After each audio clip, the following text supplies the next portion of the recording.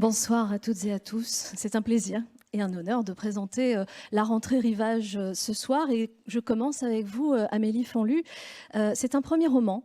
C'est un premier roman intitulé La Passagère, qui nous emmène d'abord assez loin, puisque nous allons au Cap-Vert. Nous allons à la rencontre d'une femme et de sa lignée. On va aller à la rencontre d'une certaine Mamé, une femme qui naît en 1941, qui naît, semble-t-il, le même jour que Césaria Évora, mais qui n'aura pas son destin. Elle aura un destin beaucoup plus âpre, beaucoup plus difficile, mais plein d'amour et plein de résilience aussi. Mamé va vivre quelques années heureuses dans son enfance, et puis la pauvreté, la sécheresse fera que les choses vont être plus difficiles pour elle. Et elle va être celle qui va emmener plus tard sa fille et puis plus tard sa petite fille vers d'autres horizons. Alors avant de rentrer un peu plus dans le roman, Amélie, je voudrais savoir comment est née l'idée de ce personnage et surtout pourquoi êtes-vous partie si loin au Cap-Vert? Qu'est-ce qui a éveillé votre imaginaire au Cap-Vert? Bon, déjà, bonsoir et merci de venir nous écouter parler de nos livres. En ce qui concerne l'histoire et ce qui m'a amenée à parler du Cap-Vert, c'est qu'à l'origine, je voulais raconter l'histoire d'une femme que je connaissais qui était originaire du Cap-Vert. Et donc, j'avais commencé à écrire mon roman en me calant sur sa vie à elle et en m'intéressant à ce pays qui est très riche culturellement parlant. Et puis, j'avais donc écrit mon roman et une fois que j'ai terminé de l'écrire, je l'ai relu, je l'ai fait lire. Et je me suis rendu compte que c'était pas forcément en racontant, en me calant sur cette réalité que ça ferait une bonne histoire de roman. Et donc j'ai voulu garder le Cap-Vert, garder la culture capverdienne à laquelle je m'étais intéressée.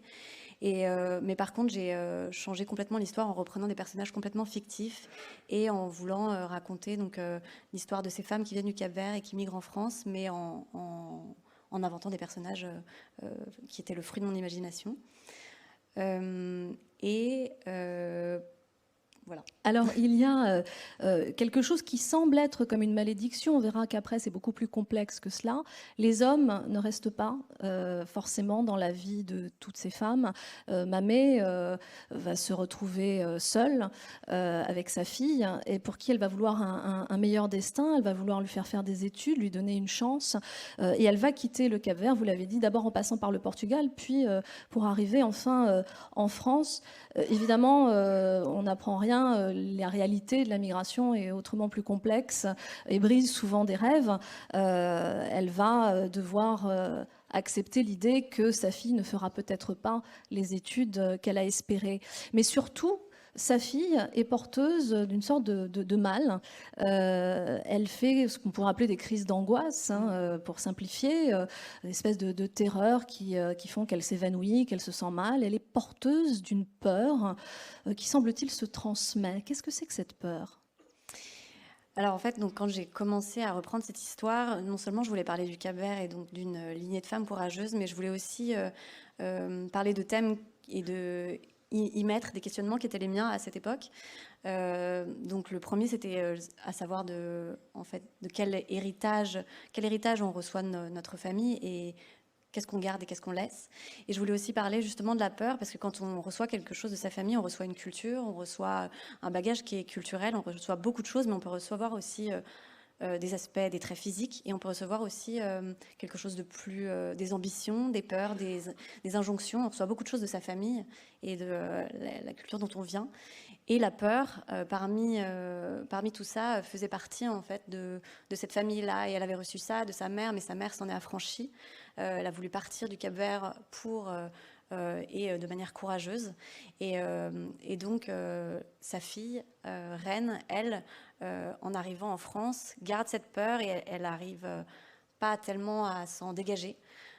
Et la dernière, donc mon personnage principal, Léna, elle qui rêve d'être artiste, d'être pianiste, pareil, reçoit cette peur en héritage, mais elle a envie de s'en dégager. Alors effectivement, Léna est la narratrice. Elle parle comme un narrateur omniscient puisqu'elle raconte l'histoire de sa grand-mère et de sa mère et sa naissance apparaît en cours de route d'une certaine manière. Elle a une grande sœur, elle a aussi un petit frère. Je parlais tout à l'heure de la complexité de la présence des hommes dans ce roman puisqu'on l'a dit, le mari de Mamet disparaît à un moment donné. Alors on n'en dira pas plus, mais le mari de Reine, donc sa fille, c'est aussi compliqué, les hommes, mais ils sont d'une certaine façon, vous m'avez dit quand on en a un petit peu discuté toutes les deux, que ce sont des éléments déclencheurs, les hommes. Quel est leur rôle exactement dans cette histoire ? Alors dans l'histoire, c'est vrai qu'ils sont pas forcément extrêmement présents dans le texte, mais ils sont essentiels dans l'histoire. Parce qu'à chaque moment de la vie de ces femmes, ils vont avoir un rôle essentiel, que ce soit pour la grand-mère Mamet quand elle quitte le Cap-Vert parce que l'homme s'en va et donc elle décide de prendre son destin en main, que ce soit pour Reine, donc la fille et la mère de Léna, mon personnage principal. Son mari est aussi essentiel parce qu'il me permet aussi de parler des préjugés qu'on a sur les hommes, des non-dits, des silences qu'il y a dans cette famille et donc de leur relation à eux. Et puis il y a aussi le professeur de musique de Léna, mon personnage principal, qui lui va être essentiel aussi dans cette histoire parce qu'il va lui donner confiance en elle et il va l'encourager. Et pareil, le frère de Léna, Max, lui est assez courageux, il a 10 ans et Léna pense qu'il a peur, qu'il n'a pas peur.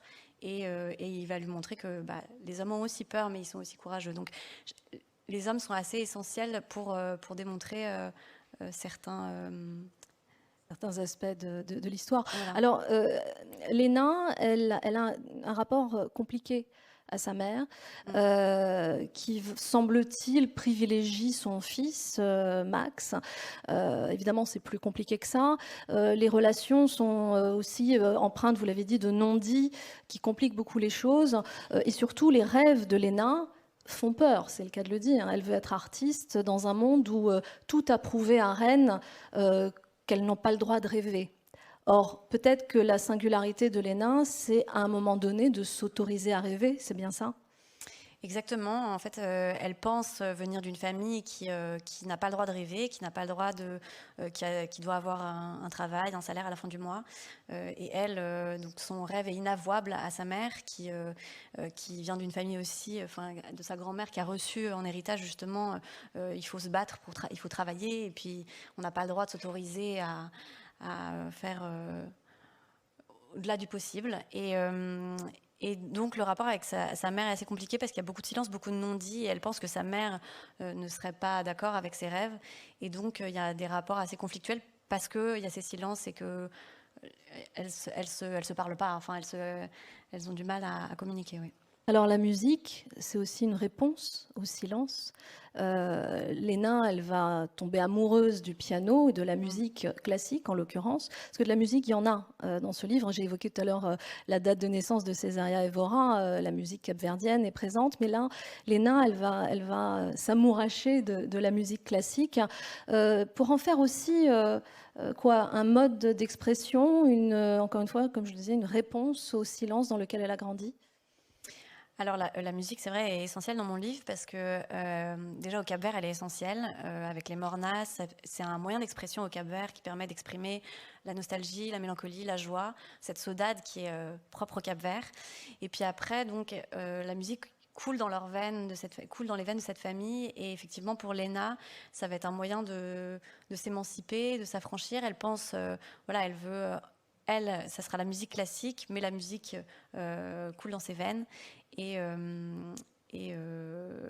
permet aussi d'aller en opposition avec tous les silences qui sont dans cette famille et qui, à la fois, par la musique, va leur permettre de communiquer quelque part et en même temps vient vraiment en opposition de beaucoup de silence et de non-dits.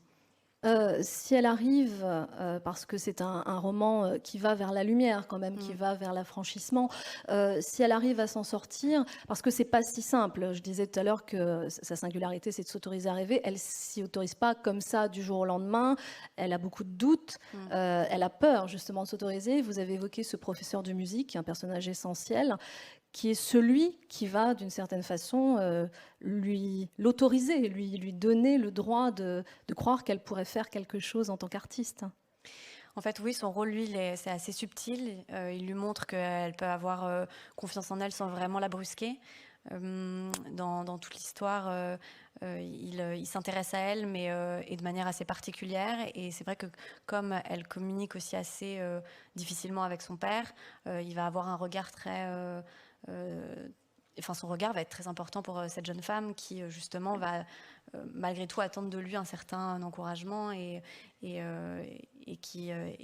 justement, comme elle aussi a peur et qu'elle reçoit cette angoisse de sa mère et de sa grand-mère, il va lui donner confiance pour justement s'affranchir de tout ça. Mamé, qui est celle qui ouvre l'histoire, le livre, elle est toujours un peu présente en fait dans le livre. Hein. Elle est comme une forme il y a une aura à la fois bienveillante, en même temps le poids de l'hérédité. Et puis on apprend, on ne dira pas, mais on apprend des choses de la vie de Mamé au fur et à mesure du livre, qui seront aussi des éléments déclencheurs qui permettront à Léna peut-être de s'affranchir. Oui, parce que elle est, déjà dans une famille, quand on a une femme, sa grand-mère, sa mère, on reçoit beaucoup de choses et c'est des personnes importantes.